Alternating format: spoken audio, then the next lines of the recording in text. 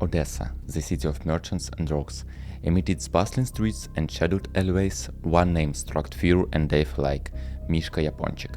Before he became a revolutionary, he was the king of the Underworld, a man who ruled with blood and cunning. The heist was no ordinary crime, it was a statement, a declaration of dominance. Breaking into the mansion of one of Odesa's wealthiest merchants, Yaponchik led his gang with military precision. Guns blazing, orders sharp, and the loot massive. But this wasn't just about riches. As always, Mishka let the poor share in his spoils. It was this blend of ruthless violence and unexpected generosity that made him a legend.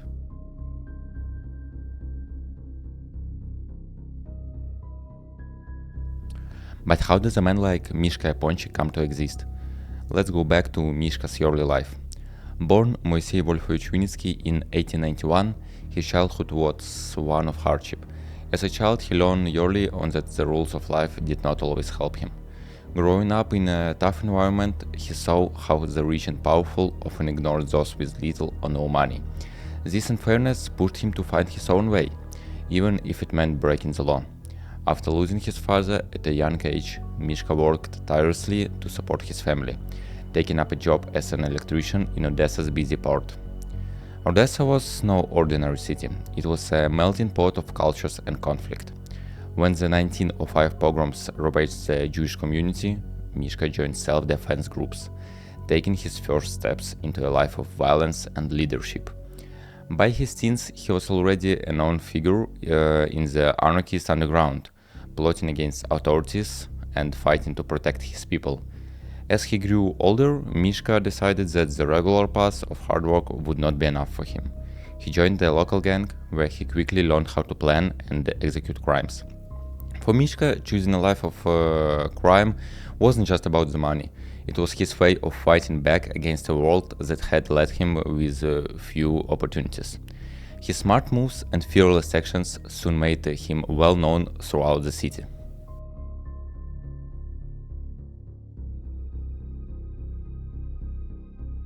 Following his release from prison after the 1917 amnesty, Mishka returned to a chaotic Odessa.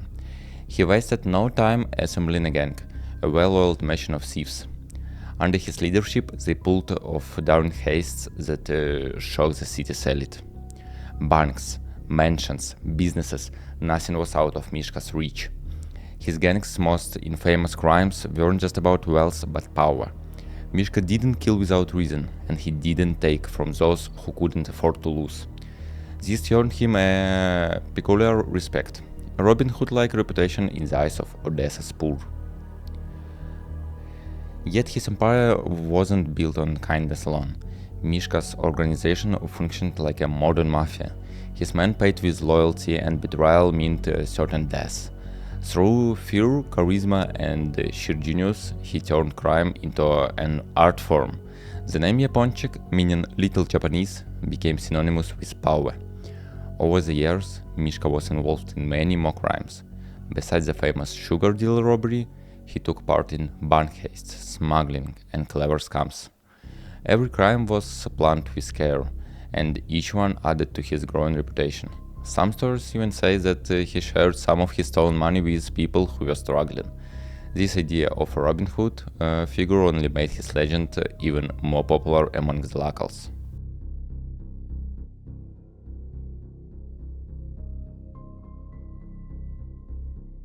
Mishka's reach extended beyond the streets of Odessa. The bustling port city was a gateway to the world, and Yaponchik capitalized on it. Smuggling operations flourished under his control, from luxury goods to weapons. His protection racket was actually infamous.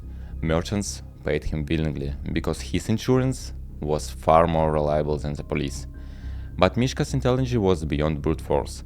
He implemented strategies learned from revolutionary cells, coded messages, espionage, and meticulous planning. This made him nearly untouchable, even by the authorities.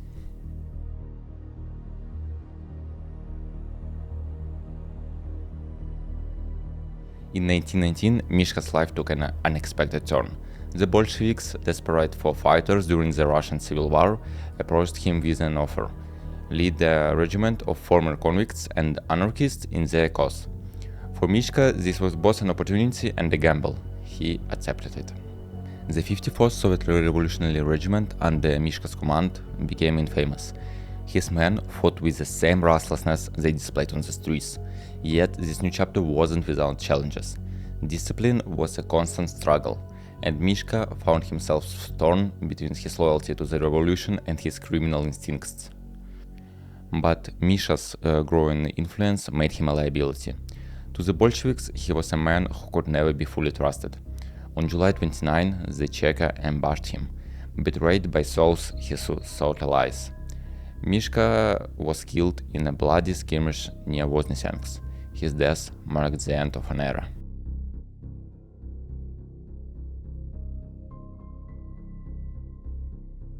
Amid his life of chaos and crime, Mishka had a softer side, his love for his wife, Tsila. A childhood sweetheart, Tsila stood by him even as his world grew more dangerous.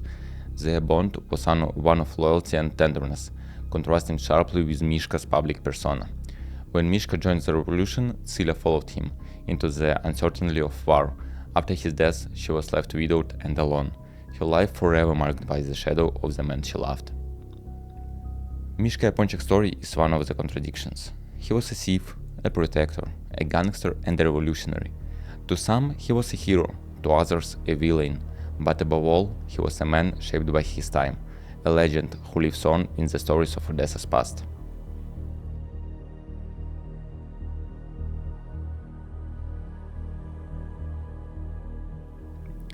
Today, many people still remember him, not just as a criminal, but as a symbol of resistance against an unequal society. His story has been told in books, movies, and songs.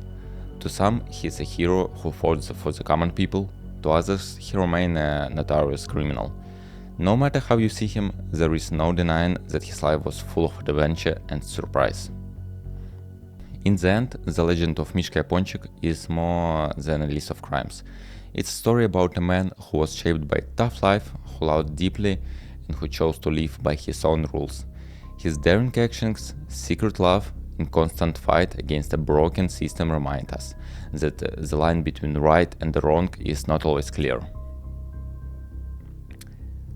Thank you for listening to the story of Mishka Yaponchik. I hope his life inspires you to see that every person has many sides, and that sometimes the most fascinating stories come from those who dare to live differently, even when the odds are against them.